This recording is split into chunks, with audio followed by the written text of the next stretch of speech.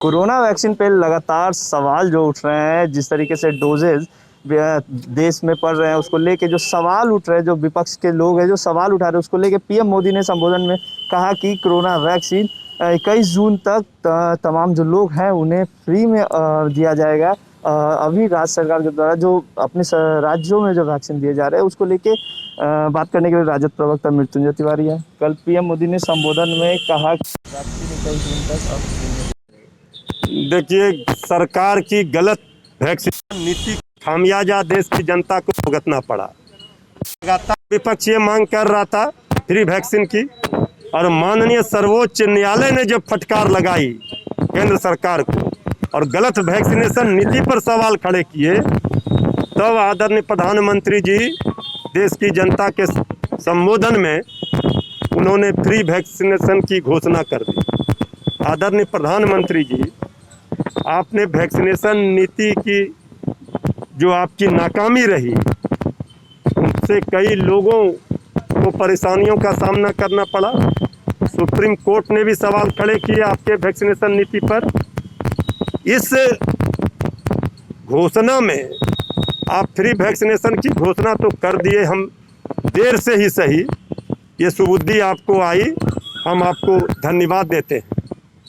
आपने सितंबर तक, दीपावली तक मुफ्त राशन गरीबों को देने की घोषणा की। पिछली बार छठ पर्व तब का आपने दिया था, उस समय बिहार का चुनाव था इसलिए आपने छठ तक दिया। इस बार छठ तक क्यों नहीं दिया?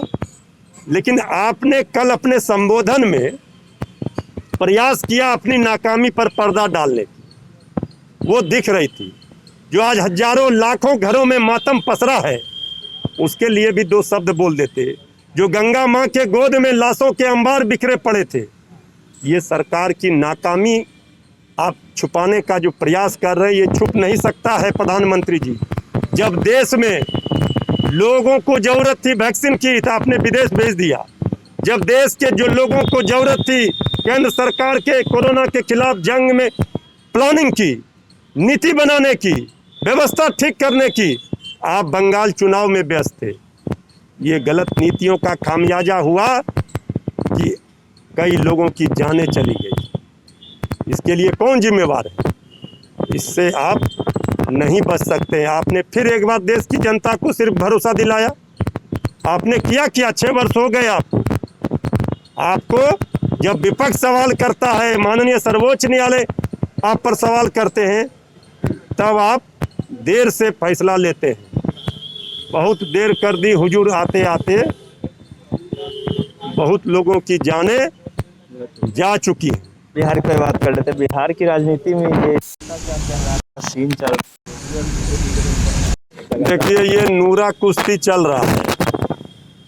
एक एमएलसी ने सवाल, बीजेपी के एमएलसी ने सवाल खड़े किए आदरणीय मुख्यमंत्री जी पर सीधे, तो जेडीयू ने कहा उंगली काट लेंगे। तो बेचारे बीजेपी ने उंगली कटवाने के डर से एमएलसी को निलंबित कर दिया। अब तो बीजेपी के प्रदेश अध्यक्ष संजय जायसवाल जी ने सीधे मुख्यमंत्री को टारगेट करके सवाल खड़ा किया कि बिहार की पुलिस निर्दोष को फंसाती है, दोषियों को बचाती है। इसमें बिहार सरकार में दलितों का, अल्पसंख्यकों का, पिछड़ों का न्याय नहीं हो रहा, इंसाफ नहीं मिल रहा इनको। सरकार के माननीय मंत्री जनक राम जी ने सवाल खड़े किए, दलितों को इंसाफ नहीं मिल रहा। अब क्या करेगी जेडीयू? गला काटेगी, हाथ काटेगी। लगातार बीजेपी के लोग ही नीतीश कुमार पर सवाल कर रहे हैं। आपके पार्टी नेता ने कहा कि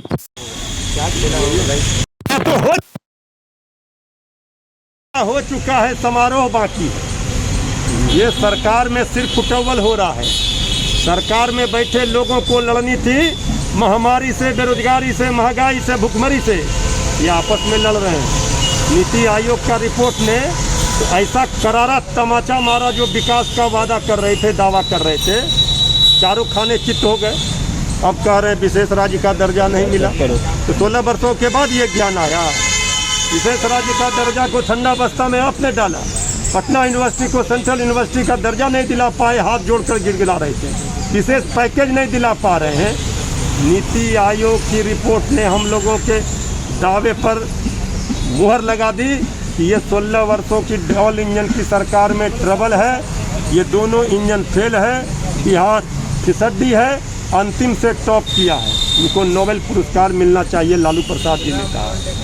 अब लड़ाई इसी की है, एक दूसरे पर नाकामी का ठीकरा फोड़ने की लड़ाई है। बीजेपी नीतीश कुमार जी पर सवाल खड़े कर रही है और नीतीश कुमार जी के लोग जेडीयू के बीजेपी पर सवाल खड़े कर रहे हैं, विशेष राज्य का दर्जा नहीं दिया। समारोह होगा, कोरोना काल चल रहा है और अभी जब ये सिर्फ फुटअव्वल जो एनडीए के अंदर मचा है घमासान, इतना तय है। बंगाल चुनाव में तो खेला हुआ, चारों खाने बीजेपी चित हुई। अब बिहार की बारी है। बिहार में किसी भी क्षण राजनीति भूचाल, राजनीति का भूकंप आएगा। समय का इंतज़ार कीजिए और जो हालात हैं, जो परिस्थितियां उत्पन्न हुई हैं एनडीए के अंदर, सभी दलों के बीच घमासान है और इसका नतीजा ये हो रहा है कि बिहार की जनता को कोई फ़ायदा नहीं हो रहा है। सत्ता की मलाई के लिए एक है, लेकिन एक दूसरे पर सवाल खड़े कर रहे हैं। 15 अगस्त के ऐतिहासिक गांधी मैदान में एक झंडा फहराने के लिए आएंगे, बिहार को सजाने संवारने के लिए एक चेहरा, नया चेहरा। हाँ, ये तय है। तो 15 अगस्त का इंतजार है। हालांकि जिस तरीके से संजय तिवारी ने कहा कि जेडीयू और बीजेपी के बीच अभी तक कुछ ठीक नहीं है, तो सत्ता की मलाई खाने के लिए एक साथ होते हैं, बिहार की आवाम के लिए एक साथ नहीं खड़े करते, एक दूसरे पर ही आरोप लगाते हैं।